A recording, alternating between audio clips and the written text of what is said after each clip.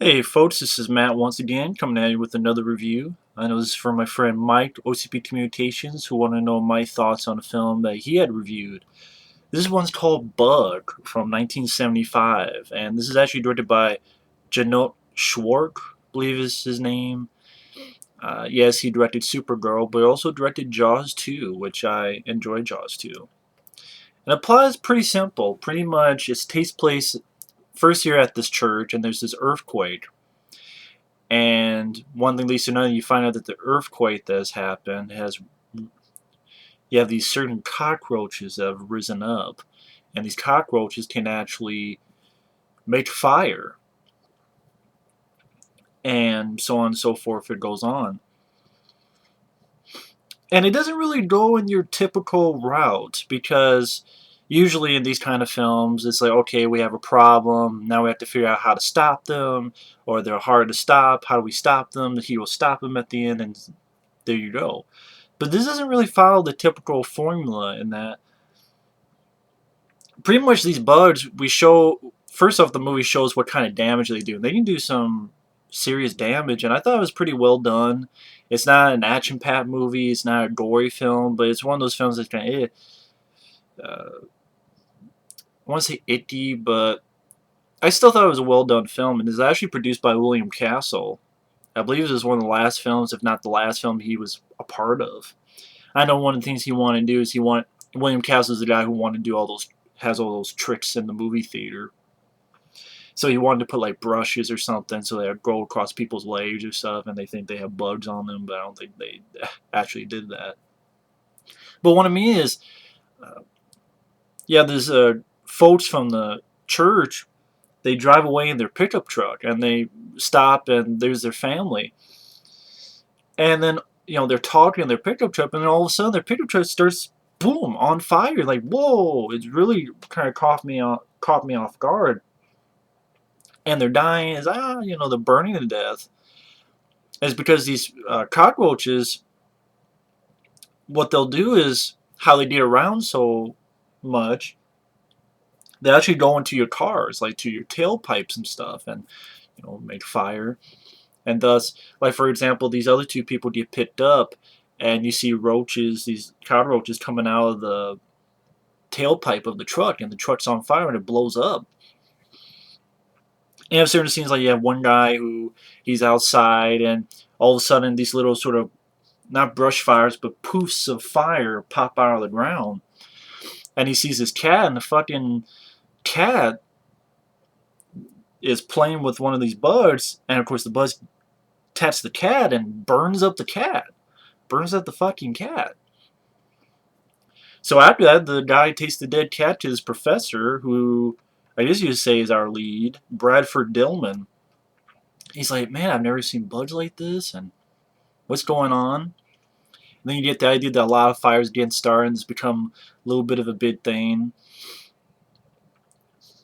Uh, or in fact, another thing that bugs does is it gets on a phone, and a woman picks up the phone, and it gets on her ear, and it starts burning her, and starts to fire right near her ear, and she has to go to the hospital. But then what I'm talking about is how it's not your typical formula is because I'm not sure, maybe halfway through the film, that movie kind of ends because you find out that the buds, the reason they're not moving so fast is because they were so deep down in the ground.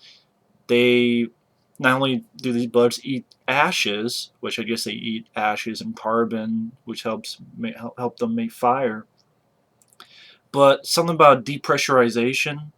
So they're going to die eventually. So really, they didn't have to do anything. They're just going to die eventually. And then thing leads to another, and during his studies, he finds a couple in his car, and he gets all but one. And that comes out later on because his woman, the professor's woman, uh, bug crawls up her back and right to her neck and starts a fire. Starts a fire on her neck and on her head, and she gets engulfed in flames and dies. And that's where you get the second. This is, someone explained it best. This is sort of like you put two films together in one. So the first one is, I guess you could say your typical bugs gone amok. which I liked because I thought, okay, that's a cool idea. These bugs that can make fire. I thought it was handled well. You know, the bugs are practical. The fire sequences were done well.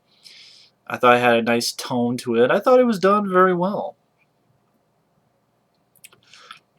So then the second half of the film, pretty much the professor goes crazy and he's really obsessed with these bugs and he keeps one alive in this sort of little chamber, pressure chamber, and he wants to get it to mate with one of our natural bugs so it can live on more. And of course I'm thinking, well, why the fuck are you doing this?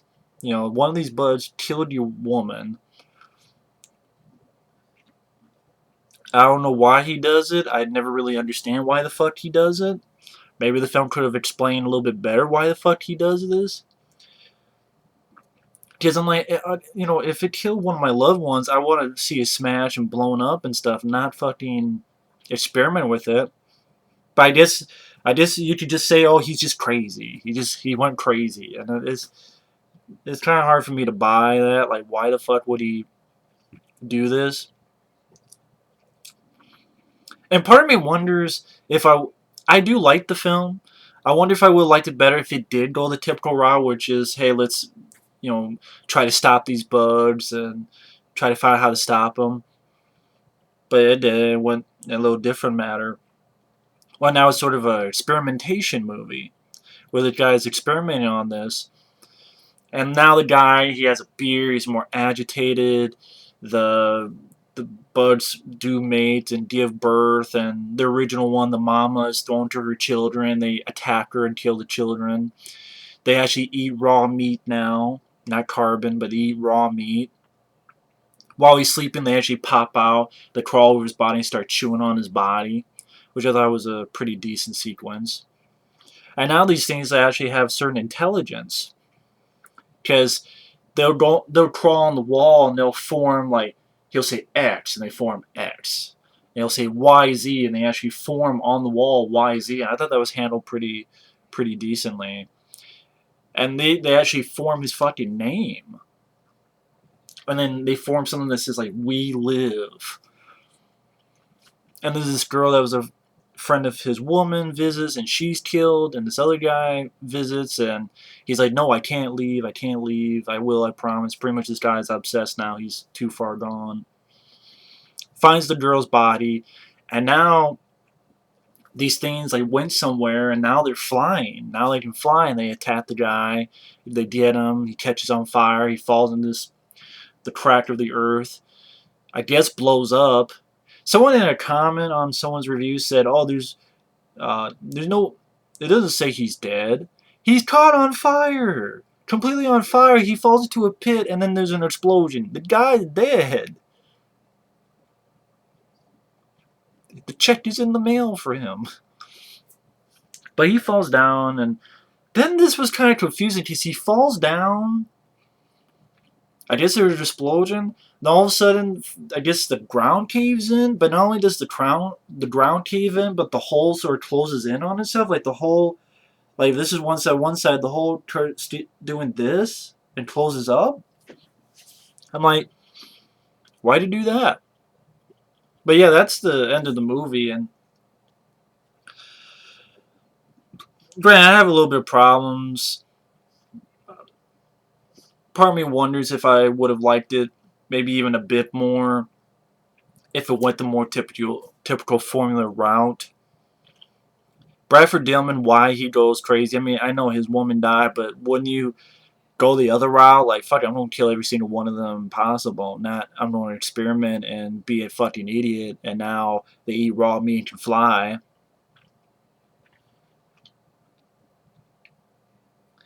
Uh, and also the ending, like, the ground closing on stuff. Like, okay, but at the same time, it definitely wasn't typical. It definitely tried to be its own animal, so I respect it for that. It tried to do its own thing, and that made the film a bit more interesting. It was definitely more interesting.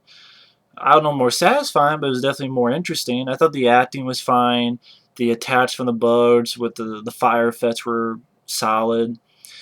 Definitely, I thought a pretty decent idea. Bugs that can make fire. I think that's a cool idea. And this is 1975, so way, way far from, you know, SYFY bullshit. I thought Jeannot Szwarc did a capable job directing. I wonder if, you know, people saw this film and then they said, okay, we'll offer you Jaws 2. And, you know, I really like Jaws 2. I thought this film was a good film. I thought it was a pretty damn decent flick. The acting was fine, decent idea. The route it took was not typical. It was somewhat, I don't want to say original, but it was somewhat different. I guess this is from a book, Thomas Page, from Page's 1973 novel, The Hephaestus Plague. Yeah, it was the last film William Castle was involved in before his death. Because not only did he produce it, but I think he had a hand in writing it too. But yeah, I mean, these kind of films, you know, with the when you have practical bugs, it makes it a little bit more, I don't know if you want to call it creepy or whatnot. Yeah, William Castle had a hand in the screenplay. It just, you know, they don't do this anymore with using practical bugs or stuff. Like arachnophobia is still my favorite. And this film, they do a good job handling with the bugs. I like the idea that they're in the tailpipes of the cars and make the cars blow up, catch on fire. And either way, I don't know what more I can say other than I thought they did a good job with what they were supposed to do, what they were going to do. Although I have a little bit of issues like I explained before. But overall, 1975 film, but I thought it was pretty decent. Pretty decent film. It was nice to watch. And if it all sounds interesting, sure, give it a look. I think it's on DVD, but I don't think there's any features on it. And anyway, thanks for watching. Take care, and we'll see you later.